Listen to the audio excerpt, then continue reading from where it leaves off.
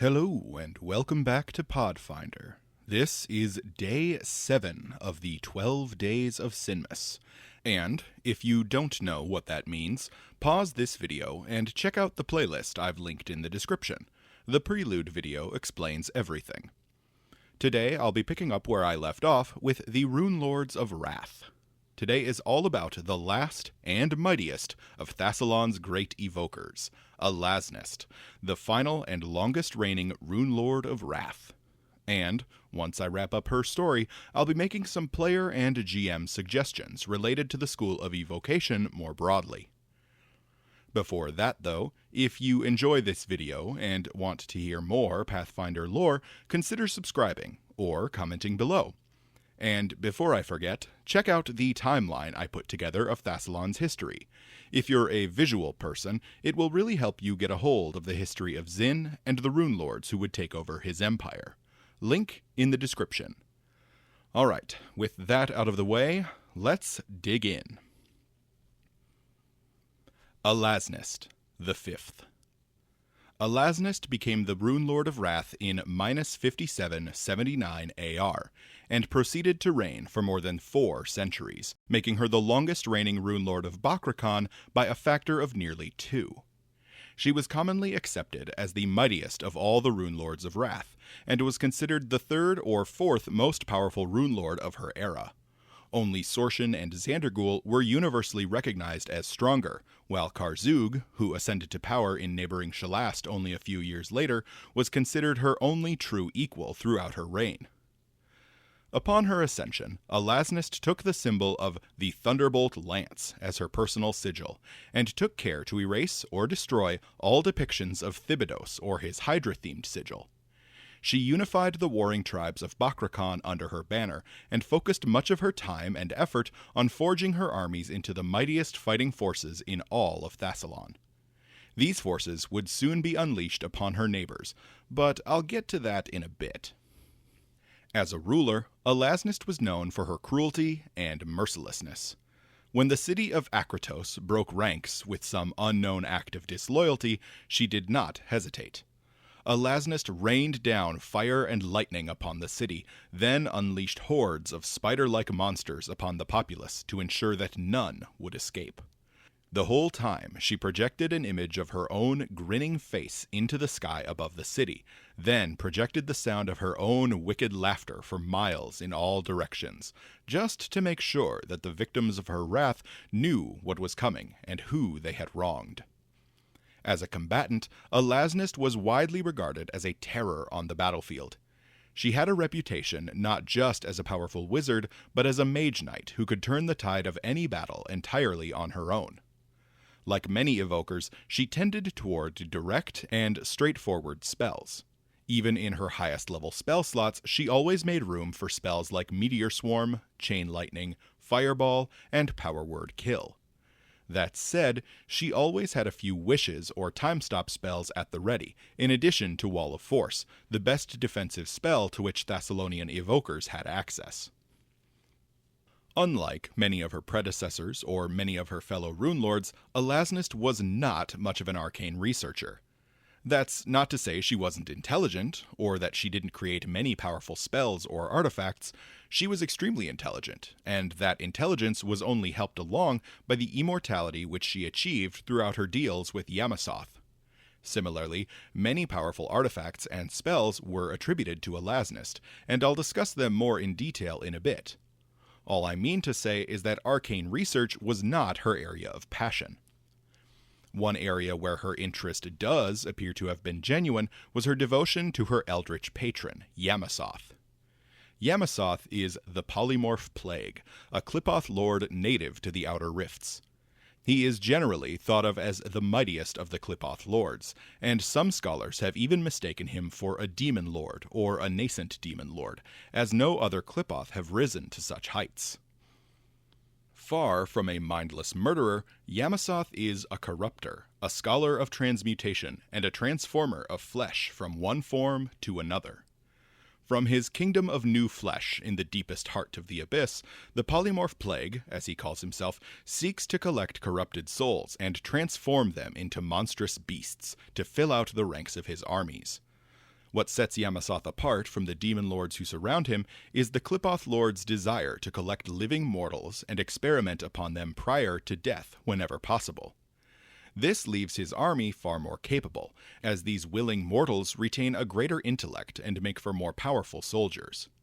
His realm in the Outer Rifts is filled with thousands upon thousands of such mortals whom he has gathered from across the great beyond. Interestingly, the contention between the scholars of Golarion about whether Yamasoth is a Qlippoth or a demon might have some basis in the mythical history of the Outer Planes. Long before demons existed, the Qlippoth were the rulers of the Outer Rifts. They were an ancient species, and some suspect they might even predate this iteration of the Pathfinder multiverse. Sometime during the Age of Creation, one of the 4 Apocalypse Riders of Abaddon experimented with a captured Qlippoth subject by attempting to infuse it with mortal sin. This sin had been harvested from an abyssal larva, a mortal soul which had been sent to the Outer Rifts for damnation, but which hadn't manifested as a sentient being. This larval phase was the fate of all mortal souls sent to the Outer Rifts prior to the rise of demonkind. This experiment on the part of the Apocalypse Rider resulted in the creation of the first demon, an event which would forever change the cosmological balance of the Pathfinder's setting. Some scholars believe that Yamasoth was this first demon. While this theory would explain his fascination with transformation and his distinctly Qlippoth-like appearance, it's worth noting that Yamasoth himself denies this theory and finds it insulting. Regardless of the truth of his origins, Yamasoth was undeniably a master of the art of transformation, and especially flesh warping. He also readily promised power to all those who showed him devotion. But Yamasoth was never an especially popular deity, even among the many demonologists of Thassilon prior to Alaznist's ascension. So how was it that a young Alaznist came upon his faith? This actually has to do with a coincidence of geography. Thousands of years prior to the foundation of Thassilon, Yamasoth had come to the material plane and established a base of research on Golarion. He selected as his base of operations a subterranean cave between the Darkland realms of Sekamina and Orv. From his new home, which he named Gongorina, Yamasoth conducted his terrible experiments. He collected specimens from the Darkland realms to which he was adjacent through a twisted series of cave networks, but also used a hidden series of passages to the surface of Golarion to collect subjects from beyond the depths as well. These tunnels happened to let out into the bowels of Hollow Mountain. And so, when the Runelords of Wrath established their fortress in the heart of Bakrakhan, they unintentionally tunneled into the cave network which Yamasoth had used for centuries. Alaznist, as a noble, would have grown up in and around Hollow Mountain, and she likely came across some servant of Yamasoth, or the notes and research materials which such a servant had left behind on the surface. Though the specifics of how she first encountered the faith of Yamasoth are unclear, the benefits which Alaznist reaped from her faith are far better understood. Her bargains and experiments with the polymorph plague infused her with enough eldritch magic to make her immortal, as attested by her more than 400-year reign, during which she always appeared to be in her mid to late 20s. This same magic made her immune to all forms of disease, and even protected her mind against confusion effects and spells like Feeblemind. The greatest benefit Alaznist reaped from her fiendish patron, however, was the knowledge of flesh warping, which she would take from a poorly understood and rarely practiced science on Golarion to an industrial-scale art form responsible for the creation of entire armies. More on that in a bit. Alaznist took all the knowledge provided to her by Yamasoth and paired it with her own studies, rapidly advancing her own understanding of alchemy, flesh warping, and demonology. For his part, Yamasoth got a loyal servant out of the deal, and some scholars theorize that he might have intended to use Alaznist's own armies to conquer huge swaths of Golarion in his name. This, however, is unconfirmed, as the Earthfall calamity prevented the opportunity for such a conquest. Though Alaznist did follow the teachings of Yamasoth with what appears to have been genuine zeal, she was not so devoted as to make the faith of the polymorph plague a state religion. Far from it, in fact. Alaznist actively encouraged all manner of demon worship in Bakrakhan, and the nation under her rule saw an explosion in the popularity of the faiths of many demon lords. While all the Runelords of Wrath had at some point made bargains with demons, Alaznist kicked this practice into high gear. Under her rule, temples and shrines to demon lords of the Outer Rifts cropped up all over Zin Bakrakhan. Some of these demonic temples were even former houses of worship to Lasala, whose faith slowly went on the decline in Bakrakhan as a result of Alaznist's encouragement of demon worship. All throughout Zin Bakrakhan, the twisted rites of the demon lords of the Abyss were practiced openly. Alaznist did have one specific religious figure whom she favored above all others. At some unknown date fairly late into her reign, she came across an especially enthusiastic cultist of Yamasoth named Tholrist. Alaznist found herself impressed by the man's fanatical devotion, and the fervor with which he led services and conducted his twisted religious rites. Convinced that Tholrist would be useful in recruiting followers and apprentices to Yamasoth's faith, she became the man's informal patron, presenting him with gifts and honors. One such gift was an acrimony veil, a device of Alaznist's own design, which resembled a mask made from interlocking metal plates and human bones etched with runes of power. These veils were incredibly powerful, allowing the wearer to empower their spells like a 1E Empower metamagic rod, and even letting the wielder infuse themselves with a rage spell. Tholrist treasured this gift above all others, and wore it constantly, leading the people of Zin Bakrakhan to dub him Alaznist's masked blood glutton. On the topic of religion, one interesting thing to note is that Yamasoth is well known to absolutely despise all deities beyond himself. He considers all deities to be his enemies, and very few outside of Lamashtu manage to even earn his respect. And yet, he doesn't seem to have minded Alaznist's encouragement of the faith of other demon lords among her subjects. For this reason, as well as a few others, I suspect that both Alaznist and Yamasoth took a very pragmatic view of their particular arrangement. Each one likely saw the other as a useful tool and little more. The War with Karzoug. But to what end did Alaznist use her newfound power? And upon whom did she seek to unleash her terrible armies? Those of you who've been following this series, or who are familiar with Thassilonian history, likely already know, for Alaznist's rivalry with Karzoug was a thing of legendary importance.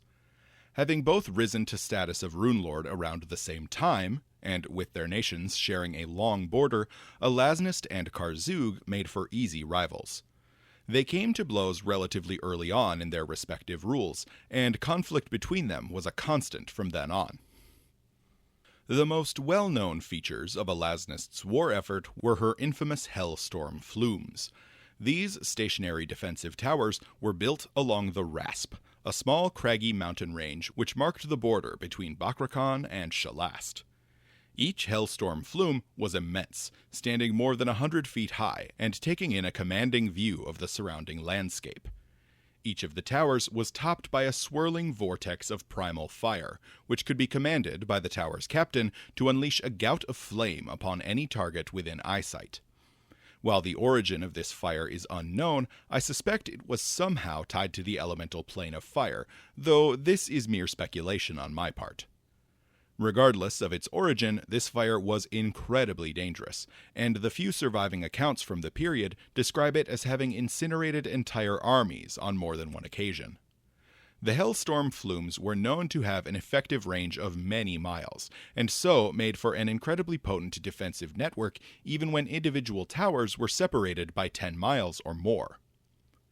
While the destructive powers of the Hellstorm flumes were incredible, each tower served as far more than a simple guard post.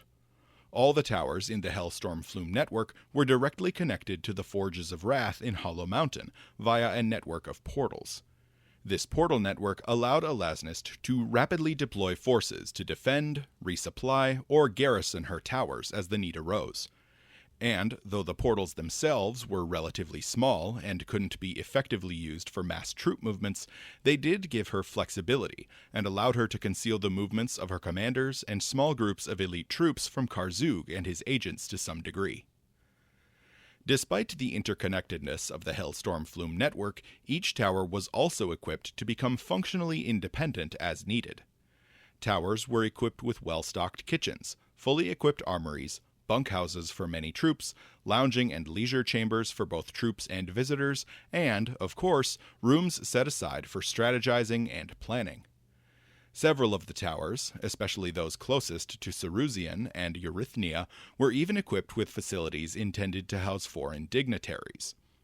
Being situated on the border of Bakrakhan, the towers were natural meeting places for visitors from other lands, and on more than one occasion they played host to trade and peace deal negotiations.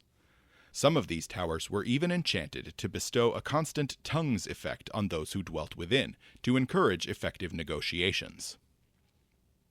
On the topic of negotiations, it's worth noting that while Alaznist and Karzoug absolutely hated one another, their hatred didn't always manifest as open warfare. There were periods of both hot and cold war between the two nations, with treaties or temporary armistices signed on more than one occasion. More than a few of these treaties would have been signed upon the Eyerspan itself, which served as a sort of neutral ground. Especially at the southern end of the Titan's Bridge, where it approached the border with Shalast, both nations maintained strong garrisons of troops, but still respected the inherent neutrality of the ground. Even in a feud as deep as theirs, both Karzoug and Alaznist recognized the importance of keeping negotiation channels open. When things did heat up between Shalast and Bakrakhan, however, was when Alaznist's cunning and viciousness really had the opportunity to shine. Though she was most well known for her explosive battlefield presence and the raw power of her armies, it's worth remembering that Alaznist was more than willing to rely on secrecy and subterfuge when she felt it was necessary. Nowhere was this better demonstrated than in her theft of not one, but two of the shards of the Sihedron artifact. I already mentioned in my discussion of Karzoug that Alaznist managed to steal his shard of greed, but she also managed to steal the Shard of Envy from Edasaril. One of these she had hidden away beneath Hollow Mountain for safekeeping, but the other she took to one of her many hidden research stations throughout Bakrakhan, where she tried unsuccessfully to unravel the secrets of its creation. She even managed to recreate the Sihedron Shrine, upon which Zin had first crafted the Sihedron, though this doesn't appear to have helped her much in unlocking the Shard of Greed's latent powers. Alaznist's true passion, however, was not with subtle thefts or unlocking the secrets of magic. No, her interest was far more militaristic. It was in the training, enhancement, and deployment of her armies that Alaznist truly excelled, and mass troop movements were among her favorite tools in any war. Alaznist had many generals and commanders with whom she conferred regularly. Her most favored general, and the supreme leader of her forces, was a Vrak named Yahar, who bore the title of War Marshal. All of Alaznist's commanders were well versed in battlefield tactics, and she even constructed a special facility within Hollow Mountain where they could study and refine tactics in a remarkably effective, if brutal, way. More on that when I break down the levels of Hollow Mountain a bit later. Alaznist saw fit to rely on far more than just skilled generals and well-trained troops to win her wars, however. She sought to guarantee her victories by making sure that her troops were the strongest soldiers on the battlefield. This manifested as an extended series of research programs focusing on alchemical and magical enhancements which could increase the strength and endurance of Bakrakhan's soldiers. Alaznist established many secret research facilities throughout Bakrakhan, and tasked each of them with pursuing a specific field of study. One facility, based in one of the Eyerspan's hollowed-out pilings, for instance, specialized in the brewing of strength-enhancing potions. Another, larger facility in the mountains of Bakrakhan focused on the synthetic infusion of elemental energy into living bodies. The Rune of Raising tattoo, which allowed the bearer to temporarily bypass a target's damage resistance, was another effect developed during this period, possibly in one such facility. Many, though not all of these facilities, were locked by Alaznist after they were established, only to be accessed by Alaznist herself or her most loyal retainers. Many of these laboratories were equipped with one or more powerful artifacts to further advance their troop enhancement capabilities. The Rift Siphon was one example of such a device. It allowed researchers to open temporary portals to the outer planes and draw both the denizens of those planes and the innate energies of those planes into the research facility for further study. But, of course, the greatest of Alaznist's achievements surrounding the enhancement of her own troops were, undeniably, the incredible leaps forward she took with the field of fleshwarping. Fleshwarping and the Sinspawn. Fleshwarping is the art of permanently mutating and transforming the flesh of living beings through the manipulation of alchemical science and magical energy. While several runelords practiced the art, it was Alaznist who perfected it under the careful tutelage of her patron Yamasoth. The polymorph plague provided Alaznist with the knowledge she needed to push the field of fleshwarping to new heights. Alaznist's experiments with fleshwarping began well before her ascension to power, but continued throughout her reign. One early success, for which Alaznist is still cursed in Varisia to this day, was her creation of the reef claws. These fearsome aquatic predators were originally created to guard the waterways of Bakrakhan, but soon escaped captivity and spread across the inner sea region and beyond. Resembling a mix of an overgrown lobster and an eel, reef claws are well suited to both fresh and salt water. While they are known for their incredibly dangerous claws, Alaznist also imbued them with a surprising amount of intelligence, well beyond that of a conventional animal. As a result, reef claws are able to understand some forms of spoken language and form complex strategies for hunting. Other successes in the field of fleshwarping under Alaznist include the perfection of the Shriaziks and the creation of several half-fiend Thessalhydras. Of particular note, the spider-like beings called Shriaziks had first been created by one of Alaznist's predecessors. Alaznist, however, saw fit to improve their design. She maintained their built-in fear of fire as a method of control, but enhanced their natural armor and innate viciousness. Her greatest addition to their physiology, however, was bestowing upon them the ability to naturally procreate. This ensured that she would always have an endless supply of the monsters to serve as skirmishers in her armies, and a forward line of defense against incursions into her territory. Alaznist's greatest achievements relating to fleshwarping, however, came when she incorporated the fundamentals of sin magic into her transformative studies. Alaznist had access to a rune well, which she had initially created as a means of surviving natural disasters, much as Karzoug and Sorshan planned to do. Alaznist, however, used the magic of her rune well for other purposes. She siphoned off some of the sin energy her rune well collected and used it to further her experiments with fleshwarping. This started with the development of rune-warped creatures, a creature template which existed in 1e, but which has yet to be ported into 2nd edition. Rune-warped creatures found themselves transformed into hulking versions of themselves, with greatly enhanced strength and durability, but severely reduced mental capabilities. Their most notable feature was their unending hunger for magical energy. This hunger derived from a flaw in the creation process. Rune-warped creatures were a sort of stepping stone to Alaznist's eventual achievements with the Sinspawn, and, as such, were something of an incomplete infusion of arcane sin energy into a living form. As a result, rune-warped creatures were compelled to seek out magical energy and consume it, in an attempt to complete their transformation. To accomplish this task, rune-warped creatures were imbued with magic scent, so they might easily seek out latent magical energies. They also had a special bite attack, which allowed them to drain spells from their targets and siphon off that magical energy for their own use. Unfortunately for the rune-warped creatures, however, their bodies generally lacked any ability to put absorbed magic to use. No amount of consumed magical power would complete their transformation, as only sin energy, directly siphoned out of a rune well, could accomplish that. On the rare occasion when a rune-warped creature managed to attain prolonged access to a rune well, they would eventually advance their transformation. This resulted in the creation of sin-warped creatures, who developed an even more powerful version of their magic scent ability, and also had the ability to channel absorbed magical energy into various innate spells, based on the type of sin to which they had been exposed.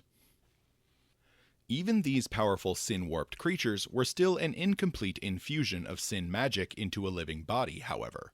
The perfection of such an idea wouldn't develop until -5782 AR, when Alaznist successfully combined her knowledge of alchemy with the teachings of Yamasoth and some secrets stolen from the aboleths of the depths to develop a new ritual. This ritual required the sacrifice of living flesh, or at least very recently deceased flesh, in the form of more or less complete bodies to serve as raw ingredients, as well as the freshly harvested sin energy from sinful souls, which was collected into a rune well. Notably, this sin energy didn't require the death of a sinful person to be absorbed. The completion of this ritual resulted in the dissolving of the sacrificed flesh into the rune well, where it would be reconstituted into a new shape and infused with sin energy. By deconstructing the bodies offered as a sacrifice, the rune well absorbed an understanding of the mechanics of bodily construction, effectively using them as a blueprint for how to create functional bodies. This resulted in the creation of new living beings who had sin energy infused into the very core of their identity. These were the first Sinspawn.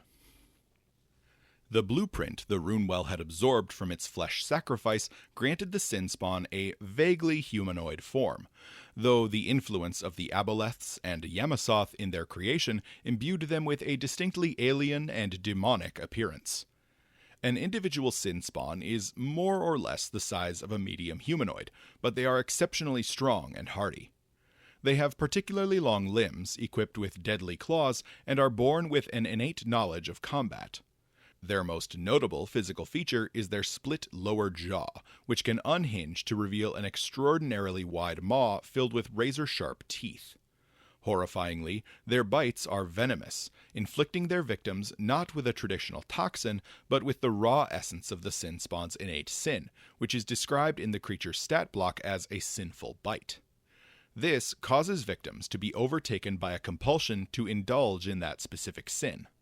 Ironically, this creates sinful people, who can then be captured and sacrificed to a runewell to create more and more Sinspawn.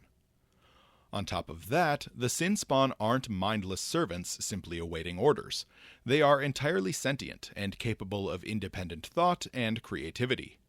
They understand how they are created, and can, without direction, infect their victims with sin, then capture and sacrifice those victims to create more Sinspawn.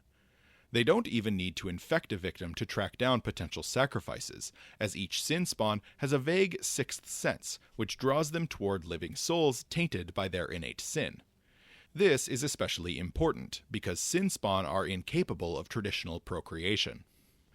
One feature of the Sinspawn's creation process was the permanent imprinting of the blueprint for their bodies into the runewell which forged them.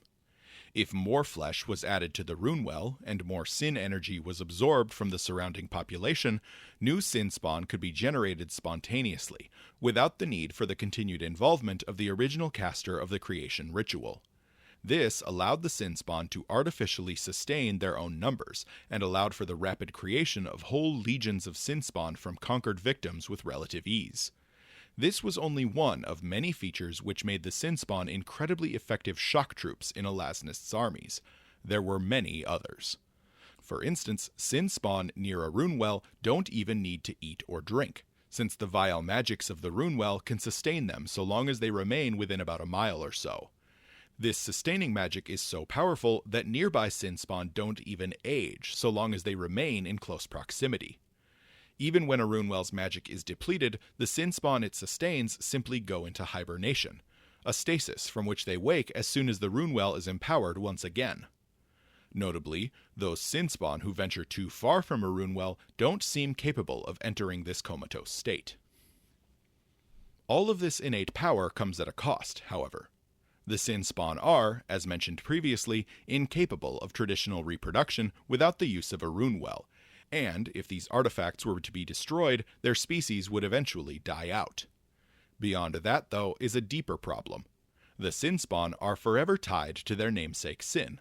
Sinfulness, and particularly a compulsive need to indulge in their sin, is literally built into the fiber of their being. This has numerous consequences. Most notably, unless they are suitably distracted, Sinspawn will invariably begin to indulge in their sin, from wrathful outbursts leading to violence to becoming blinded by prideful arrogance.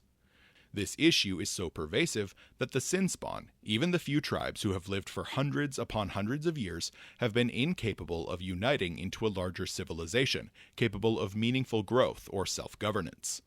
The infighting they are drawn to inevitably tears down any attempts at unification or societal advancement. Despite their impressive physical characteristics and their cognitive function, which is on par with most humanoids, their predisposal to excessive sin prevents them from advancing as a people. Tragically, the smarter Sinspawn have even come to understand this, and yet they have proven incapable of solving the problem. In the days of ancient Thassilon, the Runelords were well aware of this flaw, and developed countermeasures against it. Sinspawn needed distractions to keep their minds occupied. They were often sequestered in barracks far from human civilization, then provided with entertainment, usually in the form of slaves or prisoners. The fates of these poor captive souls are best left undiscussed, but suffice it to say that none ever escaped to leave an account of their experiences. This segues nicely into the last notable quirk of Sinspawn biology.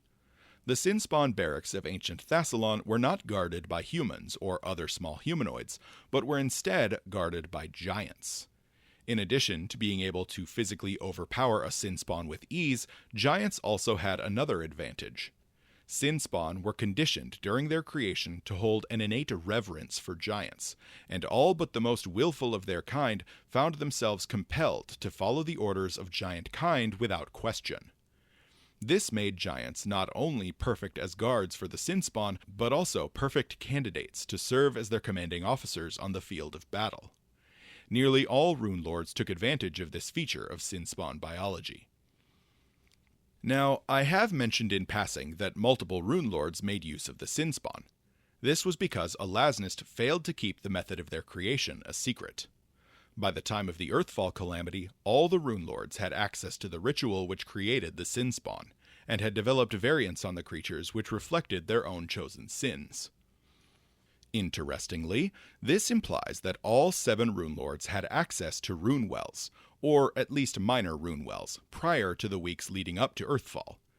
The creation of a rune well was considered a major accomplishment, and not all Runelords were noted as having done so. Famously, Belimarius never perfected her rune well of envy.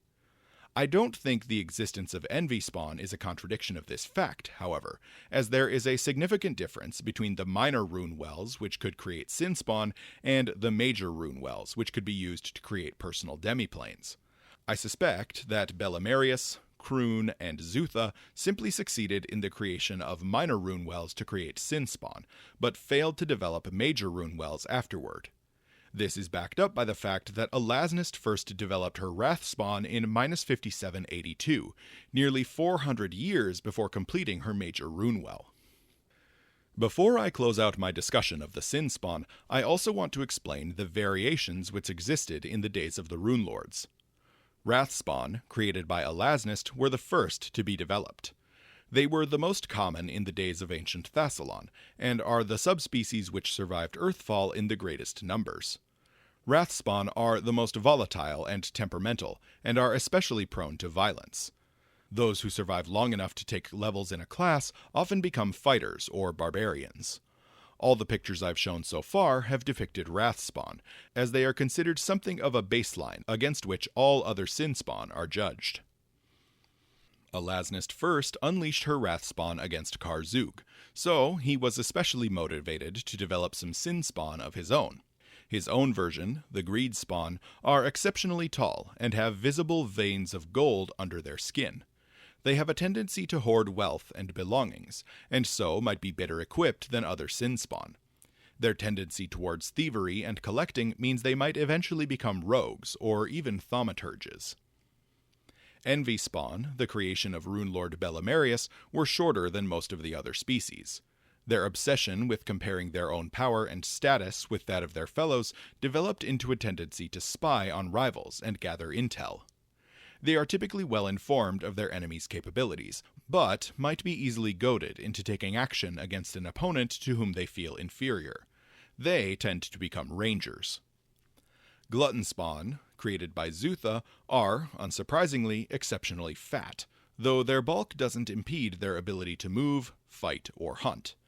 They are compelled to gorge themselves on anything even remotely edible, and so probably have the most trouble taking prisoners to turn into more Sinspawn. The few that begin to take levels in a class often become either fighters or alchemists. Sloth spawn, developed by Kroon, are the most religious, both because of their desire to take up roles less physically demanding in society, but also as a means of following their creator, who, as a reminder, was the head of the Lassalan Church. These creatures have cloak-like folds of skin hanging from their bodies, and they generally become clerics. Pride spawn, as created by Xandergul, were, of course, the most decorated of the Sinspawn. This subspecies is the only one capable of growing hair, which they style and display with painstaking care. Beyond that, they are generally skeletal in appearance. These are the most intelligent of the Sinspawn, and tend to become spellcasters like wizards, psychics, or maguses. Finally, the Lust spawn, created by Sorshan, are especially disturbing. While their head and limbs maintain the signature look of the other Sinspawn, their torsos take on the appearance of perfect male or female human specimens, complete with all the necessary equipment to indulge in their particular sin. And indulge they do, with celebrations of their carnal desires often devolving into bizarre and grotesque sacrifices if left unchecked.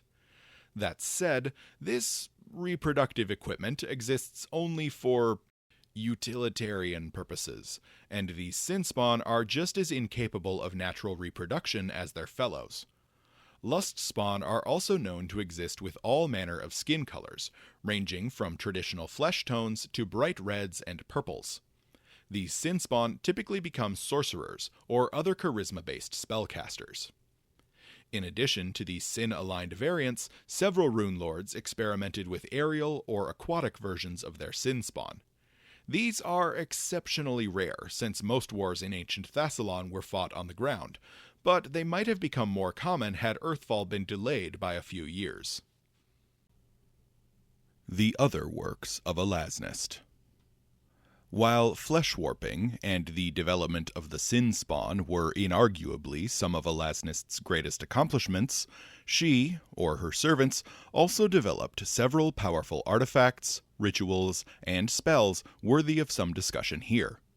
To be clear, some of these are attributed to Alaznist personally, while others were likely developed by her researchers or apprentices. The Scepter of Alaznist, for instance, is commonly attributed to Yamasoth, or a subset of his followers, and was presented to her as a gift to further cement her rule. This artifact allowed Alaznist to cast spells at greater range and with significantly more power. This power came with a drawback, however, as all wielders of the scepter found themselves overcome by instances of overwhelming rage, resulting in temporary blackouts of consciousness. Alaznist herself appears to have been largely immune to these effects. Other pieces of equipment attributed to Alaznist and her followers include the aforementioned Acrimony Veil, as well as the Rod of Malrian and the Sacrificial Spear. The Rod of Malrian, a length of white wood with a short rune-carved metal sleeve, allowed the wielder to surround a target with 4 walls of fire, effectively boxing the target in and preventing them from moving without taking significant damage. The Sacrificial Spear was a short spear set with a fragile gemstone which could be crushed to unleash an explosion equivalent to a 3rd-rank fireball spell. This was often triggered in melee, damaging the wielder of the spear, but could be activated at range by carefully throwing the spear such that it would crush the gemstone upon impact. Beyond wearable or wieldable equipment, many spells were commonly attributed to Alaznist, her predecessors, and her apprentices. The Battering Blast spell, for instance, was commonly thought to have been developed by Alaznist herself, and allowed the caster to hurl balls of force at one or more targets, both dealing damage and making shove attempts against them. This spell is thought to have been a precursor to the Ring of the Ram magic item. A similar, but more powerful effect was the Sign of Wrath spell, which projected a rune of wrath on the ground, which emanated waves of force which dealt damage and made shove attempts against foes in all directions. Particularly astute viewers might have noticed a conflict between Alaznist's interest in demonology and her opposition schools under Thassilonian rune magic. Despite her affection for demonic servitors and her need for demonic or extraplanar test subjects, Alaznist was forbidden from casting the conjuration spells typically used to summon such beings to the material plane. She had several workarounds to this problem, not the least of which were the employment of the wish spell and the enslavement of conjurers from rival nations. When she required a less expensive and more direct method of execution, however, she turned to several occult rituals of her own design. The Beacon Retriever ritual was one such effect. This ritual allowed Alaznist to conjure the enormous spider-like retriever constructs directly from the outer rifts. The magic of the ritual compelled the summoned retriever to complete a single task assigned by Alaznist before they could be dismissed back to the outer rifts. And of course, Alaznist's last great arcane achievement was the development of her Runewell of Wrath, which leads me nicely to Alaznist's plan to survive Earthfall. Like several of her Runelord peers, Alaznist caught wind of the forthcoming Earthfall calamity prior to its arrival. The exact method by which she learned of Earthfall is unclear, though she might have learned of it by spying on Karzoug, or been provided a hint at the oncoming disaster by Yamasoth. We do know that the priests of Yamasoth, and especially Alaznist's favored Tholrist, received more and more visions leading up to the disaster, though whether these visions were the first signs of the calamity which reached Alaznist's ears is unclear. Once Alaznist was aware of the threat of Earthfall, she put several plans into motion to ensure her survival, and her eventual dominance over the other Runelords who survived and returned to activity in the aftermath.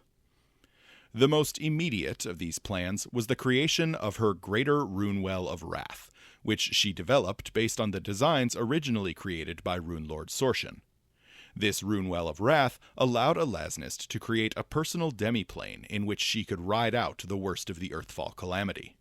She named this demiplane the Eye of Fury, and it was temporally separated from the material plane, allowing her to avoid going mad over the potentially hundreds of years of waiting.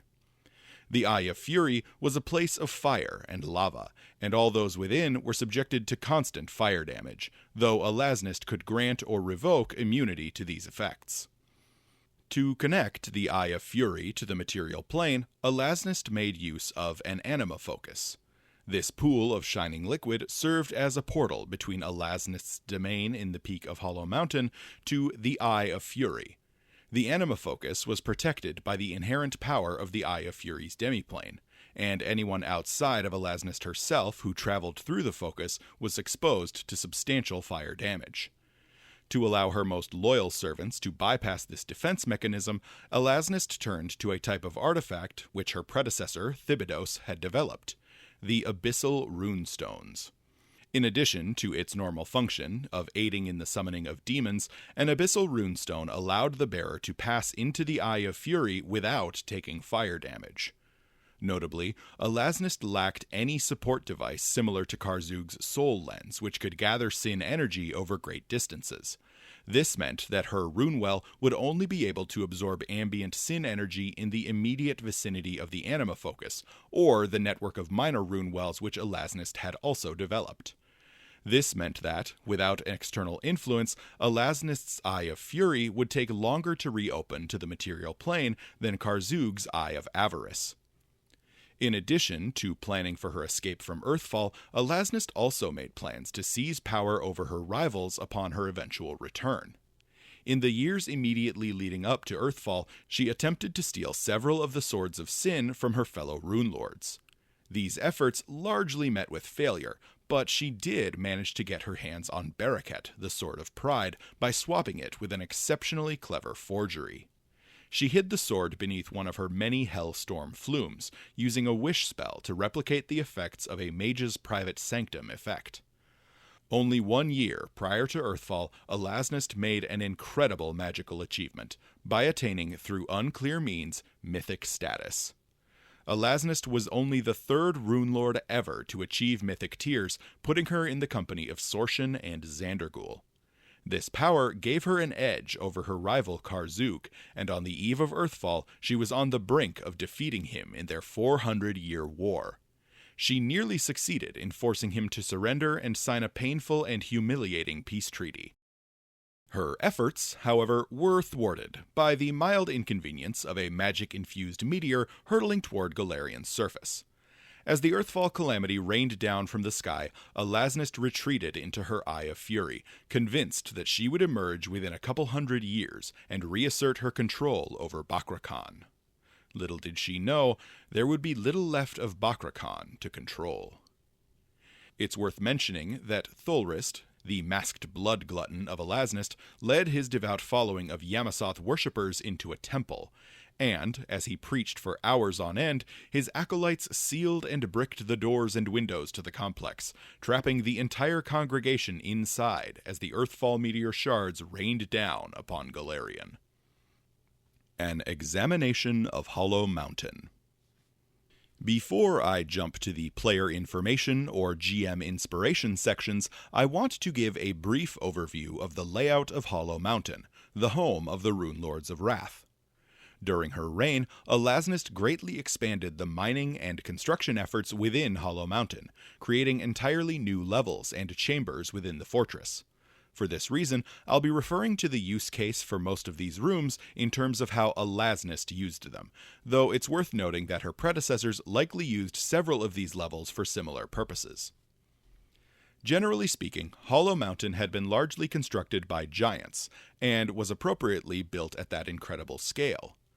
Most rooms, especially in the City and Irespan levels, were immense and had soaring, vaulted ceilings. Carved runes adorned arches and pillars, and the Sihedron and Alaznist's lightning bolt lance sigil were displayed everywhere.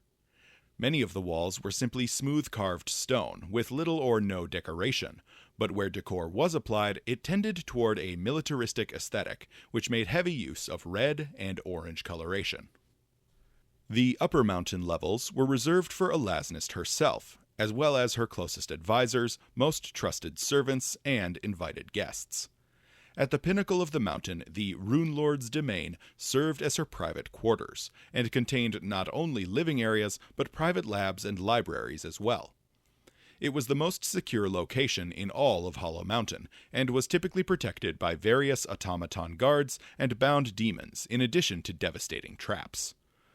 This level also served as a sort of vault for Alaznist, a place for her to store her most secret and sensitive materials, which still needed to be easily accessible. One level down, the Sanctum of the Runelord was similarly protected, but intended more as a working space. This level was where Alaznist would convene with her top apprentices to discuss magical research and conduct experiments. It was also where she met with her generals to plot military operations. Of special note here was an enchanted doorway, which led onto a stage designed like a miniature battlefield. This doorway shrunk down all those who passed through it, and allowed Alaznist to conduct miniature battles for both entertainment and tactical study. Notably, the soldiers who died in these battles weren't resurrected. The Halls of Crimson, one level lower still, was the level which housed Alaznist's elite bodyguards, most important servants, and most accomplished apprentices. This level also played host to the Chamber of Transfiguration, where disloyal giants were agonizingly transformed into inverted giants. The next level down was the Circle of Runic Diablerie, a place of both religious significance and scientific discovery. Alaznist placed many shrines on this level, all dedicated to Yamasoth or the other demon lords worshipped throughout Bakrakhan. She also used this level to house her flesh vats, the pools of fleshy material which fueled much of her experimentation with flesh warping. This level also supposedly housed either her runewell or her anima focus at one time, though it was moved to the Runelord's domain prior to the Earthfall calamity. The Portal of Ascension served as a transition level between the lower Eyerspan levels and the upper mountain levels. Those who sought a personal audience with Alaznist would wait here, and were forced to endure many layers of security, from magical interrogations to mundane physical searches of their person. While the wait for an audience with Alaznist was known to be agonizingly long, petitioners were known to move up in line by defeating those ahead of them in combat, or completing various challenges like the Gauntlet of Fury, which I'll discuss in a minute. Beneath the Portal of Ascension was a barracks, which served a whole tribe of taiga giants who were permanently stationed there as Hollow Mountain's defenders. Little is known about this level until after the Earthfall calamity, at which point the descendants of the original giant inhabitants named it Risathuling, which means ancestral home in the Jotun language. The most obvious access point to Hollow Mountain was at the next level down, where the Eyerspan entered the mountain via a large doorway. The Eyerspan itself was so massive that this level was dubbed the Eyerspan Pier. Pier proves to have been an apt description, as this level possessed huge amounts of both incoming and outgoing traffic, consisting of armies of soldiers, caravans of merchants, or even wandering scholars and pilgrims. Beneath the Eyerspan Pier was the Baleful Repository, which served as the primary storage location for weapons, supplies, and raw materials inside Hollow Mountain. This level also housed many of the mountain's live-in soldiers and other workers, as well as the Forges of Wrath, the massive smithy complex which produced the thousands upon thousands of weapons required for Alaznist's never-ending wars. Notably, the Forges of Wrath also served as the hub for the portal network which connected the Hellstorm flumes. The Forsaken Mezzanine, the next level down, was the administrative heart of Hollow Mountain. The offices, record rooms, and processing centers of this level were just as necessary to the functioning of Bakrakhan's bureaucracy as any spell or weapon developed by Alaznist, though few of the functionaries here ever received much praise or acclaim from their mistress. Beneath the mezzanine was the Gauntlet of Fury. This level was exactly what it sounded like. A gauntlet of exceptionally deadly traps and challenges intended to kill all but the most powerful or clever challengers. This gauntlet served two purposes. For those seeking to gain Runelord Alaznist's attention or favor, running the Gauntlet of Fury was a sure way to do so. The gauntlet also served as a method of punishment for those who had failed or angered Alaznist. The Shrouded Blooms was the next level down, and served as a laboratory for yet another of Alaznist's many experiments with enhancements on her own troops. This level served as a terrarium, where botanists were tasked with cultivating rare and dangerous herbs, which could be used to induce fury and bravery in the hearts of Alaznist's soldiers. Below the terrarium was the Martial Garrison, a level consisting of training arenas, barracks, and armories for the remaining legions stationed within Hollow Mountain. Beyond these utilitarian spaces, this level also played host to slave pens, as well as the housing and training facilities for many beasts of war. Alaznist also installed a minor runewell of wrath at this level, so it might feed off the anger of her own soldiers. Finally, this level also had an especially well-stocked treasury, complete with the only Thassilonian coinage mint I've seen discussed in all my research. Near the base of the mountain were the Ashen Pens, the level of Hollow Mountain which served as a dungeon and prison. Unfortunately, beyond this broad description, relatively little has been detailed about this level. The lowest level of Hollow Mountain proper is the Forlorn Sepulchres, the level where Alaznist sealed Thibodeus away to suffer in undeath. This level was originally intended to function as a massive burial complex for the loyal followers of Alderpash. With Alderpash's defeat, however, this intended use never came to pass, and for centuries most of the burial chambers remained empty. Runelord Thibodos used this level to dispose of Zirin's body, but otherwise ignored it. Finally, Alaznist constructed a temple complex devoted not to a god, but to the Sin of Wrath itself, and the Runelords who mastered it. Into this temple she bound Thibodos, trapping him in undeath so his suffering and shame might never end. After that, though, even Alaznist mostly abandoned these levels, as she had little use for them. Far beneath Hollow Mountain, however, there were more chambers still, some natural and others disturbingly artificial. The most important of these was Gongorana, which was found 8,000 feet below the surface on the border between Sekamina and Orv in the Darklands. This was the realm of Yamasoth, where the polymorph plague conducted his dark flesh-warping experiments. Gongorana played host to a large forest of giant mushrooms and even a small underground sea. Above Gongorana were the Abyssal Slough and the Deep Pools. These levels were naturally occurring, and were defined by a high concentration of rare molds and funguses and the presence of underground waterways, respectively. Both of these levels eventually became homes for escaped fleshwarp experiments from Gongorana. Most of these experiments went on to sire whole generations of offspring who carried the same strange flesh-warped characteristics. Gongorana is bordered on one side by the Snarl, a twisting series of round tunnels dug out by the immortal worm-like Neothelids. Disturbingly, these caverns bear some connection to the outer rifts, or some other plane of unreality. This infuses them with a strangeness which boggles the minds of all those who enter, making the already complicated maze of tunnels incredibly dangerous and difficult to navigate. On the other side of Gongorana are the Glitterstone Spires, a series of beautiful, naturally occurring chambers. These caverns are riddled with outcroppings of crystal and beads of moisture, which make the whole area sparkle when exposed to light. There are also entire forests of stalactites and stalagmites here, adding to the area's beauty, but making it difficult to navigate for all but the smallest and most agile explorers. At the heart of Gongorana is the Castle of Night, Yamasoth's personal fortress during his time on Golarion.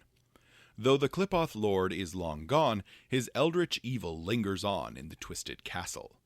Hordes of Yamasoth's spawn, called Gongoranas, remain in the Castle of Night, even still in the Age of Lost Omens, and they are joined by other flesh-warped horrors and former denizens of the Outer Rifts.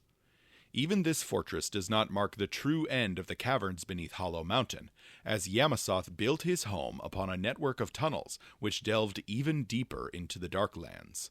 Some long-lost rumors suggest that these tunnels are where Yamasoth hid the knowledge of his greatest weakness, or even the key to his eventual defeat, but these rumors, of course, remain unsubstantiated to this day.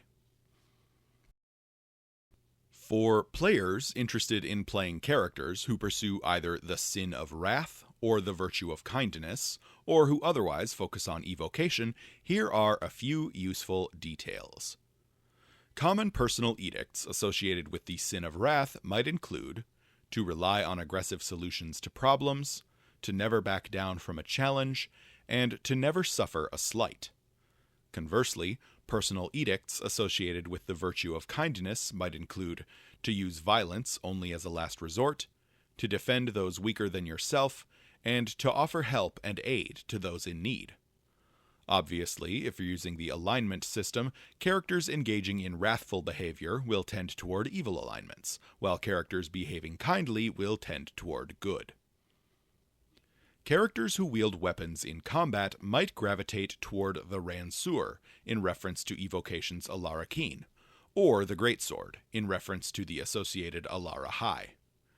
Due to evocation's strong association with elemental damage, elemental property runes like Flaming, Frost, or Shocking might be an excellent way for characters to express their connection to evocation. The Serrating or Wounding property runes might connect strongly to the Sin of Wrath, while the Merciful property rune might connect more closely to the Virtue of Kindness. Even spellcasters might connect to evocation with their weapons by focusing on staves with elemental attack spells. Characters associated with evocation might tend toward wearing orange, as that color was the color of wrath and kindness in ancient Thassilon. Many practitioners of evocation used red and gold to accent their orange attire to evoke thoughts of fire. Followers of wrath tended toward more militaristic ensembles involving uniforms, armor, or battle trophies. Followers of kindness, meanwhile, might dress in more welcoming fashion, with soft fabrics, relaxed cuts, and non-threatening outfits. Just like with Karzoug, Alaznist and the Runelords of Wrath were well known to embed Aeon stones into their skin, though runic tattoos appear to have been less common. Outside of the strictest practices of rune magic, the colors blue, white, and gray were all sometimes associated with evocation for varying reasons. While evoker wizards are, of course, the most obvious and overt connection to evocation, and are well expressed through the post-remaster school of battle magic, they are hardly the only class with connections to the school. Sorcerers with the elemental, genie, or imperial bloodlines, oracles of the flames mystery, or witches with the silence in the snow patron might all connect to the school of evocation, though none of them quite as well as the oscillating wave psychic. Bards with the warrior muse might connect to the theme of wrath, while the maestro muse might allow benevolent bards to connect to the theme of kindness. And nothing quite screams evocation as loudly as the kineticist, who evokes the elements with practiced ease without even the need for spells. For characters with familiars or animal companions, familiar or master abilities which emphasize elemental powers could serve as an expression of evocation, while specialized evokers most commonly choose fast animals like cheetahs or hawks to represent the often instantaneous nature of evocation spells. For martial characters, the barbarian has the strongest connection to the sin of wrath. Other martials, like the fighter, the precision or flurry ranger, the braggart swashbuckler, or the ruffian rogue, could all connect with the theme of wrath, especially through heavy use of the intimidation skill. Other classes or builds with a connection to a militaristic lifestyle, like the war priest cleric or the weapon implement thaumaturge, could connect to this theme as well. Additionally, mutagenist alchemists might serve as a representation of the ancient Thassilonian fleshwarping, which was practiced commonly in Bakrakhan. I also want to specifically call out the Magus as a great potential representative of evocation, as their emphasis on combining high damage spells with martial skill fits nicely into both evocation's niche and the history and culture of ancient Bakrakhan. Circling back to my idea about expanding the definition of Runelord to include non-wizard classes, I would actually love to see a Magus with the wizard archetype ascend to the position of Runelord of Evocation in the Age of Lost Omens. From a religious perspective, characters who indulge in the sin of wrath could connect to deities of battle, zeal, or war, ranging from malevolent deities like Zuriel, Izith, or General Suzumu to more righteous deities like Regathiel or Vildeus. The demon lord Orcus is sometimes listed as a patron of wrath, but I strongly suspect this is no longer canon, and just a holdover from the old days of 3.5. The virtue of kindness, meanwhile, might connect more strongly with deities of protection, healing, or community, like Chi-Jon, Bolka, and, of course, my beloved Radiant Prism Pantheon. For characters who connect to the school of evocation more broadly, any of the elemental lords might be an excellent fit, as might deities who have the fire or lightning domains, like Gozra, Heifeng, or Angrad. Characters focusing on flesh warping will, of course, be drawn to Yamasoth, but the demon lord Hagenti or even Lamashtu might connect to this theme as well.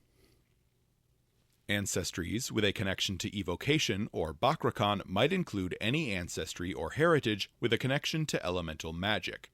Most notable are, of course, the elemental scions, especially those related to the planes of fire, water, or air. Flesh warps, unsurprisingly, might easily connect to the flesh warping historically practiced in Bakrakhan, while demon-descended Nephilim might connect to the practices of demon binding. Finally, a few other cultural touchstones on Golarion are worth mentioning here. In Varisian cultural tradition, the hero cards, the Bear and the Cyclone, are tied to evocation magic. Astrologically, the sun is seen as the cosmic representative of evocation. For GMs looking to incorporate the Runelords of Wrath, the runic school of evocation, or the remnants of the nation of Bakrakhan into an adventure or campaign, here are a few ideas. Zooming in on the map of Bakrakhan, there are 3 features of note which I have yet to discuss, in large part because very little is known about them. The first is the Great Temple of Lissala, located deep within the southeastern forest between the Irespan and the Rasp. This was, as I mentioned in my Lissala video, the largest temple to the Sihedron Scion in all of Thassilon. Unfortunately, we know very little concrete information about the structure prior to Earthfall. My best guess is that it was likely constructed at the order of one of the Runelords of Wrath, as a deliberate slight against the Runelords of Sloth, who were typically the high priests of the Lissalan faith, or at least were considered religious leaders throughout Thassilon. By constructing the largest and grandest temple to Lissala in Bakrakhan, the validity of Haruka as the religious center of Thassilon would be called into question. The next site I want to point out lies further west across the Irespan. The Falling Rune Wheel has only ever been detailed in a single publication, the amazing Thassilonian map drawn by Damian Mamaliti for the Return of the Runelords adventure path. This massive artifact appears to have been an immense circle of stones, carved of runes with power, which floated in the air above a small settlement. Its function is, unfortunately, entirely unknown. If I had to guess, I would say it might have served as a programmable portal to open semi-permanent gateways to the elemental planes based on how the wheel was oriented. That said, this explanation is pure speculation on my part, and doesn't take into account the name. What the name Falling Rune Wheel might be a reference to is beyond me. If you have a theory, drop it in the comments. I would love to hear it. The last site I want to mention also only appears on the Return of the Runelords map. Gruankus, in northern Bakrakhan, appears to have been some sort of mechanized clockwork facility, and is clearly depicted as a series of large gears protruding from a mountainside. I would be surprised if this was some sort of mine, since Bakrakhan wasn't known for its rich ore deposits. I suspect it might have been an enormous forge and smithy, intended to churn out large weapons and suits of armor for the many giants who served in Bakrakhan's military. It might have also been a research facility pertaining to clockwork creatures, though the Runelords of Wrath weren't particularly well known for their experimentation with clockwork. Again, if you have ideas for what this site might be, drop them in the comment section. Moving on from points of geographic interest, I'd like to discuss the narrative potential of the Sinspawn. From a storytelling standpoint, the Sinspawn are a fantastic tool for GMs. As opposed to many of Thassilon's iconic threats like the Rune Giants, which are essentially unassailable until high levels, the Sinspawn are a great challenge to throw at low-level parties. They're powerful enough to be a threat in small numbers, but can occasionally be found in large enough numbers to still be threatening to more experienced PCs. There have even been examples of Sinspawn becoming members of the classes available to PCs, giving GMs a built-in tool to make more powerful variants available as higher-level threats. The Sinspawn also have several innate story hooks, which makes them easy to incorporate into a larger story. They are typically found in close proximity to a rune well, so players who stumble upon them might surmise that such a powerful artifact is nearby. The conflicts between the various subspecies of Sinspawn could also present an opportunity for clever PCs with a knack for diplomacy to pit the two groups against one another, thus saving the party a lot of trouble. Finally, the tendency of the Sinspawn to submit themselves to the rule of the giants makes them excellent candidates for servants to a larger bad guy, maybe even one of the Rune Giants I talked about a few videos ago. And that marks the end of Day 7 of the 12 Days of Sinmas, and my examination of the Sin of Wrath. I really didn't expect this sin to take up this much focus, But the relevance of Alaznist and her history to the return of the Runelord's adventure path gave me a lot of research material to work with. While some of the Runelords of Wrath might not be quite as well explored as the previously discussed Runelords of Greed, I'm really impressed with just how rich their story still manages to be.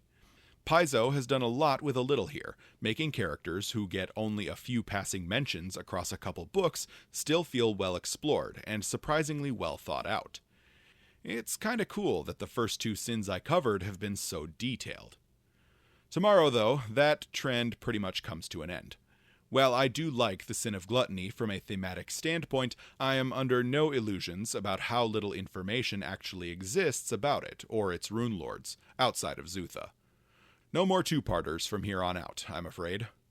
That said, there's still plenty of interesting lore to talk about, so be sure to stick around. Thanks for watching, and I'll see you tomorrow.